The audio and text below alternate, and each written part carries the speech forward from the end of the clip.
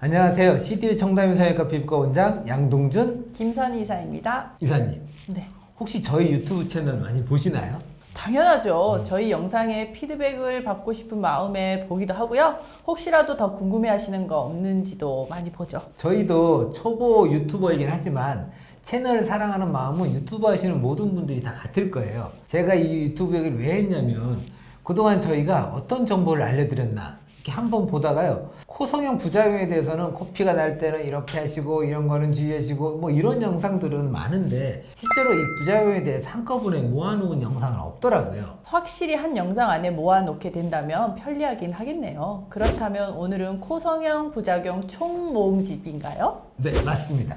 사실 코성형의 경우 보형물이 들어가다 보니까 다른 부위보다도 부작용에 대한 관심이 많을 수밖에 없습니다. 그래서 오늘은 코성형 부작용 이 영상 하나로 끝내드립니다. 특집으로 이야기해보려고 합니다. 사실 코성형 부작용은 대표적인 것들 몇 가지가 있지만 제가 알기로는 이 모든 게 거의 다 염증 때문에 발생하는 거라고 알고 있거든요. 맞습니다. 아무래도 뭐 절개하다 보니까 세균도 침투하기 쉬운 부분도 있고요. 또 실리콘 같은 보형물이 들어가 있기 때문에 생길 수 있는 확률도 클 수밖에 없습니다. 워낙 염증이 발생할 수 있는 경로가 많기 때문에 뭐 하나가 딱 원인이다 라고 콕 집어서 말씀드릴 수가 없는 거죠. 예를 들어서 혹시 가시래기라고 아시나요? 이게 표준어로는 이 거스러움이라고 하는데 손톱 옆부분 살이 이렇게 보풀처럼 일어나는 걸 얘기하는데요. 이 들린 부분이 이렇게 뜯겨나고 며칠이 지났을 때 어떨 때는 뜯겼을 때만 잠깐 아프고 괜찮아지는데 또 어떨 때는 뜯고 난 후에 그 자리가 막 빨개지고 퉁퉁 붓고 너무 아프기도 하잖아요.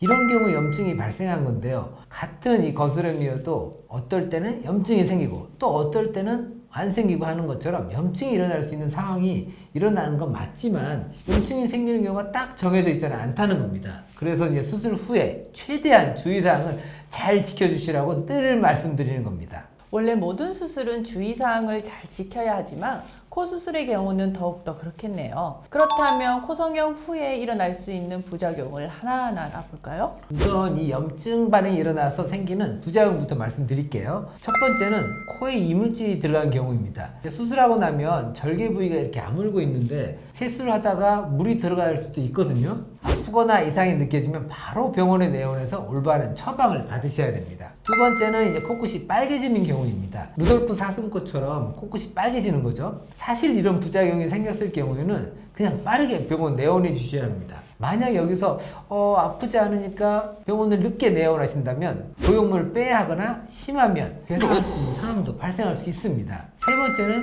구축이 생기는 경우인데요. 이 구축은 수술 후에 생긴 피막에 의해서 코끝이 들려서 올라가는 증상을 말합니다. 이물질이라는 것을 우리 몸에서 깨닫고 이 주변 조직들이 둘러싸게 됩니다. 어떻게 보면 일종의 방어막을 치는 거죠. 하지만 이 피막이 모든 방에서 같은 두께로 생기는 게 아닌 경우에 문제가 생깁니다. 보형물이 얇은 쪽으로 밀려나게 되죠. 그 결과 보형물이 자리 잡지 못하고 흔들리거나 밀려 올라가거나 반대로 튀어나오거나 하는 현상들이 발생하는 거죠. 이제 또 코 성형의 다른 부작용에 대해서 말씀드릴게요. 첫 번째는 이 보형물이 휘는 경우입니다. 휘는 경우에는 보통 이제 한쪽 콧구멍만 열고 들어가서 휘어있는 보형물을 원 위치로 보내고 나서 다시 휘어진 위치로 가지 못하도록 일주일 동안 테이프 고정을 합니다.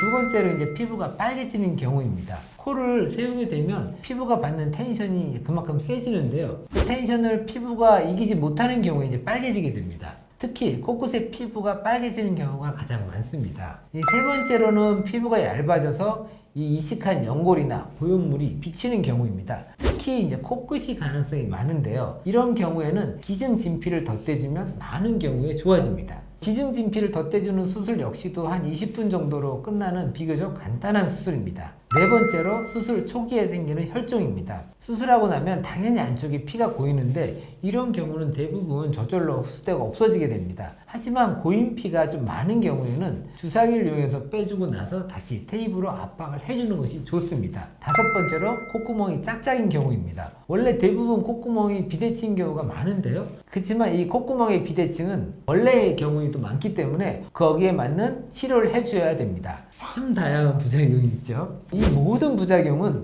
다 병원에 내원하여서 최대한 빠른 처방을 받는 것이 가장 중요합니다. 부작용이 생겼을 때는 바로 수술하신 병원에 내원해 주시길 바랍니다. 오늘은 코 성형 부작용에 대해 총정리를 해보았습니다. 코 성형을 하셨거나 성형을 하실 예정이신 분들이라면 오늘 영상 참고하시길 바라겠습니다.